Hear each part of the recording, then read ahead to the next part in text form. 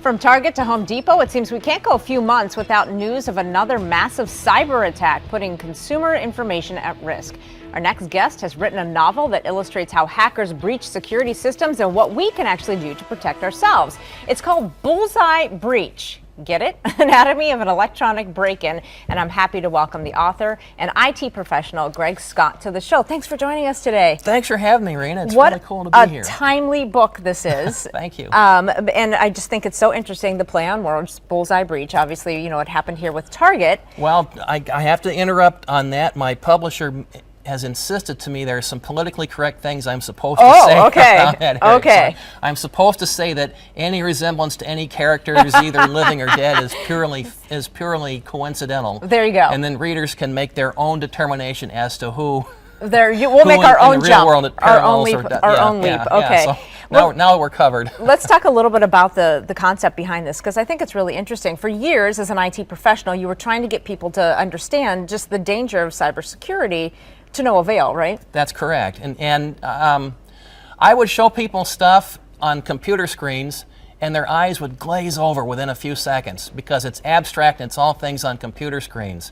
And it drove me crazy as an IT professional. I want to grab people and say, you need to pay attention to this stuff, it's real. And I was unable to do so. And so now you decided to write a fictional book about stuff that's happening in real life, though. Yes, ma'am, that's correct. That's what I did. And so tell us a little bit about Bullseye Breach.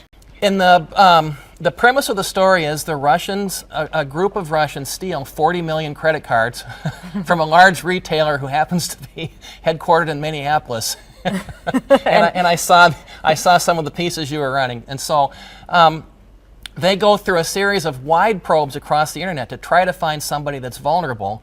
They find Bullseye stores through an outside plumbing contractor in upstate New York. This plumbing contractor logs into the Bullseye network to do invoices and so forth.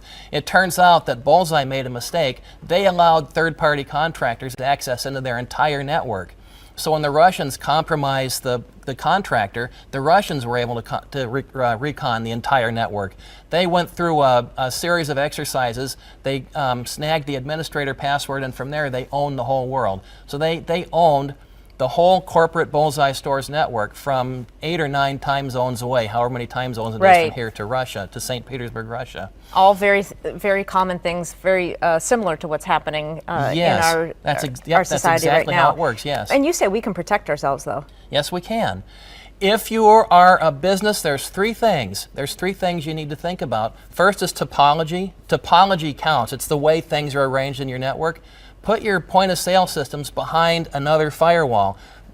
Isolate those from the rest of the world and put a whitelist for who they can communicate with. The second thing is diligence. There is no technology that's perfect to protect us. Right. No technology will ever exist. We're all connected, interconnected with one another. Right. And so we have to be diligent. If you get a solicitation from somebody that says they're from Nigeria and they want to put $1 million in your bank account, say no. Say no. Just don't even answer. Don't even say no. Just don't even answer.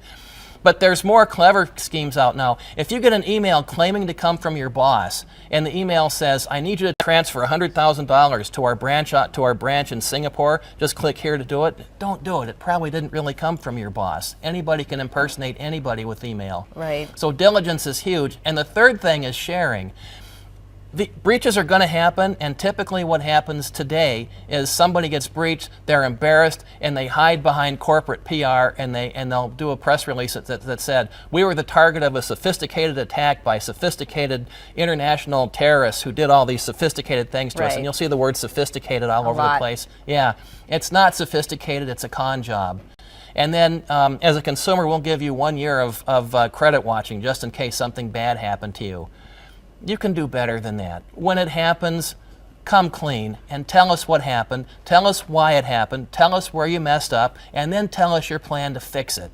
If we all come clean, we're all honest, we all share, we all get stronger. If we all go and hide behind corporate PR hogwash, then none of us learn from these experiences. What a great idea. Gregg Scott, thank you so much for being here. Again, Bullseye Breach, purely coincidental, any connection that you would make to anybody locally. We have details and a link to Gregg's website. You can find that at KARE11.com.